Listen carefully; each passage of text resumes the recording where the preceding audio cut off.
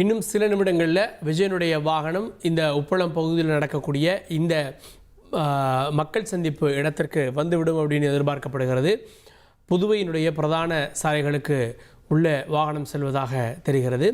சில நிமிடங்களில் அவருடைய வாகனம் சென்றுவிடும் அப்படின்னு தெரிகிறது. ஏற்கனவே 4000 பேர் வரை அங்கே வந்துவிட்டார்கள்.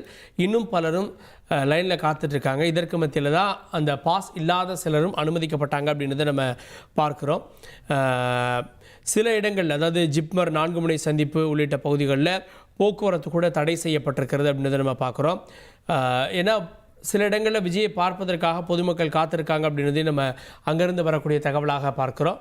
10:30 மணிக்கு விஜய் அங்கே வந்து பேசுவார் அப்படின்னு சொல்லப்படுகிறது. 12 மணிக்குள்ளே இந்த நிகழ்வுகள்லாம் முடிக்கணும் அப்படின்னு காவல்துறையினுடைய இந்த அறிவுறுத்தல்களில் ஒன்றாக இருக்கிறது. குறிப்பாக விஜயுடைய வாகனத்தை பின்தொடரக்கூடாது அப்படின்னு காவல்துறையுடைய அறிவுறுத்தல் இருக்கிறது.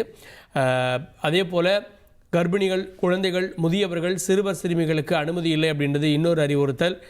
அனுமதி இல்லாமல் ஃப்ளெக்ஸ் பேனர்களை வைக்கக்கூடாது, வரவேற்பு பதாகைகள் இருக்கக்கூடாதுன்றதும் சொல்லப்பட்டிருக்கிறது.